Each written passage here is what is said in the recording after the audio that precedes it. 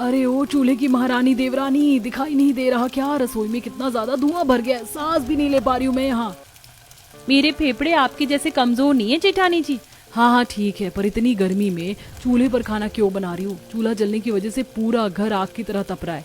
जेठानी जी मैं बहुत अच्छे से जानती हूँ आप मेरे चूल्हे के खाने से जलती हैं, क्योंकि घर वालों को मेरे हाथ का खाना ही पसंद आता है। अच्छा, तुम्हें ऐसा लगता है कि मैं तुमसे कंपटीशन कर रही हूँ? हालांकि ऐसा कुछ भी नहीं है। मैं तो घर में बढ़ती इस गर्मी और धुएं को रोकने के लिए ऐसा कह रही थी। पर रुको, मैं अभी माँ जी को बुलाकर फैसला करवा देती हूँ। माँ जी रसोई में आइए जरा। ऊष्मा रसोई में आती है, जहाँ चूल्हे में से ढेर सारा धुआं निकल रहा होता है और पूरे रसोई में धुआं भरा हुआ होता है।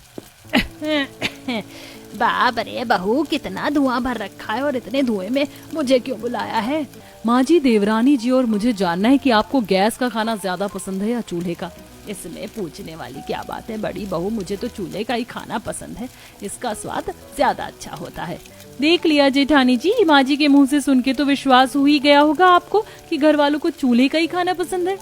हे भगवान, माँ जी को भी चूल्हे के खाने की तारीफ करना जरूरी था क्या? इस तरह से तो मेरी देवरानी कभी चूल्हे पर खाना बनाना बंद नहीं करेगी और गर्मी में हम सबको मार देगी। अब तो सास का सपोर्ट मिलने के बाद मधुरिमा हर छोटी से छोटी चीज को भी बनाने के लिए चूल्हा ही जोड़ लिया करती थी। घर में कोई वेंटिलेटर नहीं था जिससे घर का धुआं बाहर निकले, इसलिए घर में ऑक्सीजन की भी कमी हो रही थी। घर में कितनी गर्मी हो रही है, ऊपर से ये पंखा भी गर्म हवा फेंक रहा है। यहाँ तो मैं चैन से सो भी नहीं पाऊंगा।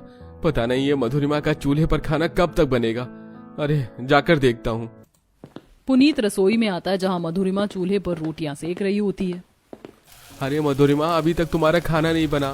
कितना स्लो खाना बन रहा है तुम्हारे इस चूल्हे पर, और इतना धीमे खाना बनने के कारण तुम्हें पता है घर में कितनी ज्यादा गर्मी हो रही है, और चूल्हे से निकलता धुआं और गर्माहट धपका खींच रहा है, जिससे पंखे की हवा भी गर्म आ रही है।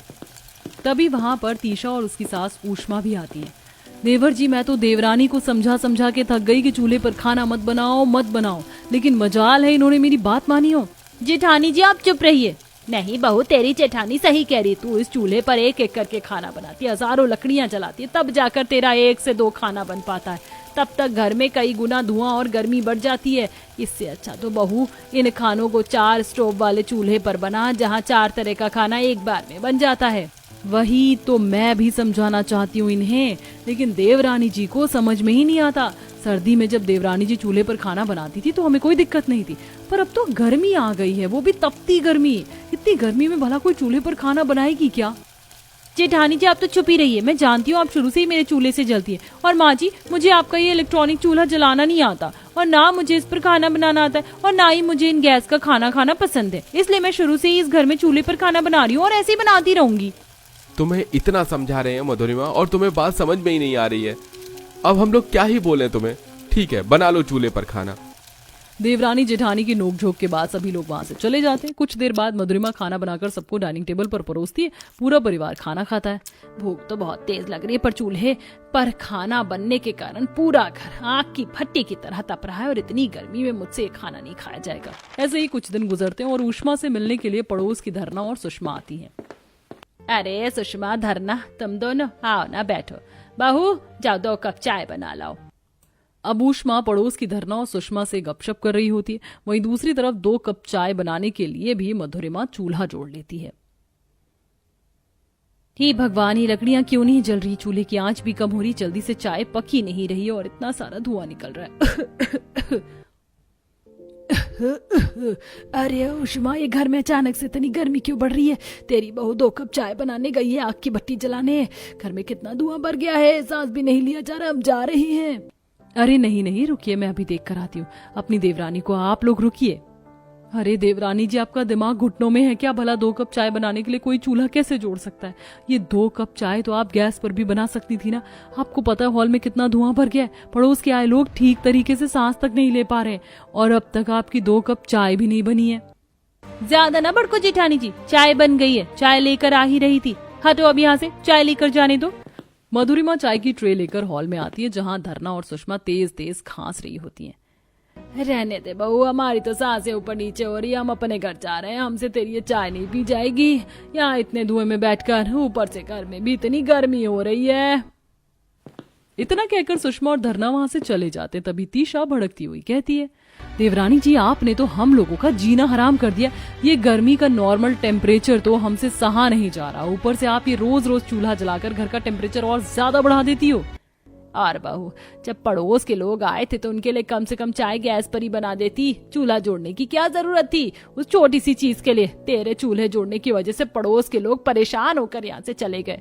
माँ जी, मैं देख रही हूँ अब आप भी जेठानी जी की बोली बोलने लगी हो। अब आपको भी मेरे चूल्हे से प्रॉब्लम होने लगी। पहले आपको ही मेरे चूल्हे का खाना बहुत पसंद आता था। बहू तो गलत समझ रही है, ऐसा कुछ नहीं है। ऐसे ही कुछ दिन गुजरते हैं और एक दिन मधुरिमा चूल्हे के अंदर गोबर से बने उपले को जलाकर खाना बना रही होती। गोबर के उपले का धुआं और बदबू पूरे घर में फैल जाती है। कितनी गंदी सड़े हुए गोबर की बदबू आ रही है। अब क्या कर दिया देवरानी जी ने रसोई में, जाकर देखना होगा। तीशा रसोई में आती है जहाँ गोबर का काला काला धुआं निकल रहा होता है और गंदी बदबू फैली हुई होती है। देवरानी जी, ये सब क्या है? मैं समझा समझा के थक चुकी हूँ आपको कि चूल्हे पर खाना मत बनाओ, और आज तो आप ये सड़े उपले जला रही हो जिनका काला धुआं पूरे घर में भर चुका है। अरे ये शहर है और आपने तो इसे बिल्कुल गांव बनाकर रख दिया। अरे गांव के लोग भी इतना चूल्हे पर खाना नहीं बनाते होंगे जितना आप बनाती हो देवरानी जी। जेठानी जी, आप बड़ी हैं, इसका मतलब ये नहीं कि आप कुछ भी बोलने लगेंगी और मैं कुछ भी सुन लूंगी। हाँ, मेरी बात मान लोगी तो छोटी हो जाओगी ना, तुम्हारा इनाम घट जाएगा। पर मैं तुम्हारे भले के लिए ही कह रही हूँ, इतनी गर्मी में चूल्हे के पास इतनी देर तक बैठकर खाना बनाना तुम्हारे लिए ठीक नहीं। और जितनी देर तक तुम चूल्हे के पास बैठी रहती हो, ये सारा काला धुआं तुम्हारी नाक के अंदर जाता है। इससे तुम्हें सांस की दिक्कत, फेफड़े कमजोर हो सकते हैं, और गर्मी में तुम तप रही हो, तुम्हारा शरीर पसीने से गीला हो चुका है। इतनी गर्मी शरीर को मत झेलने दो। वैसे ही नॉर्मल टेम्परेचर इतना ज्यादा हो रहा है आजकल गर्मी का।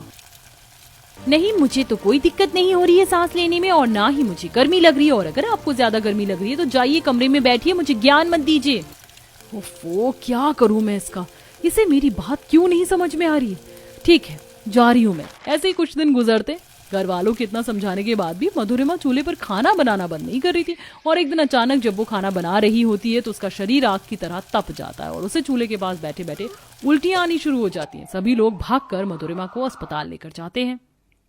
आप लोगों से पूछना था कि आपकी बहू ईंटों की भट्टी में काम करती है क्या, आग के पास? क्योंकि बॉडी का टेम्परेचर बहुत ज्यादा है, और तो और लंग्स में भी धुआं भरा हुआ है, जिस कारण ये ठीक तरीके से सांस नहीं ले पा रही हैं। जी नहीं, वो तो घर में ही रहती हैं। एक्सक्यूज मी, एक्चुअली डॉक्टर, मेरी देवरानी किसी भट्टी में काम नहीं करती, पर चूल्हे के पास आग की भट्टी जितने टेम्परेचर में बैठकर दिन के 3 टाइम का खाना बनाती है। ऐसा नहीं है कि हमारे घर में गैस या चूल्हा नहीं है, सारी फैसिलिटीज है। इवन एक गिलास पानी भी गर्म देवरानी जी चूल्हे में लकड़ियां जलाकर ही करती हैं, जिस वजह से आज इन्हें ये हेल्थ इशू हुआ है। नहीं, जल्द से जल्द इनका चूल्हा जलाना बंद करवाइए और इन्हें खुली जगह पर रखिए। अब बोलिए देवरानी जी, क्या अब भी आपको चूल्हा जलाना है? नहीं, मुझसे गलती हो गई है। अब इतने भी ताने मत कसिए जेठानी जी, नहीं बनाऊंगी अब चूल्हे पर खाना, सीख जाऊंगी गैस को जलाना और उस पर खाना बनाना। इस दिन के बाद से मधुरिमा भी गैस का इस्तेमाल करने लगी और चूल्हे पर खाना बनाना हमेशा के लिए बंद कर देती है।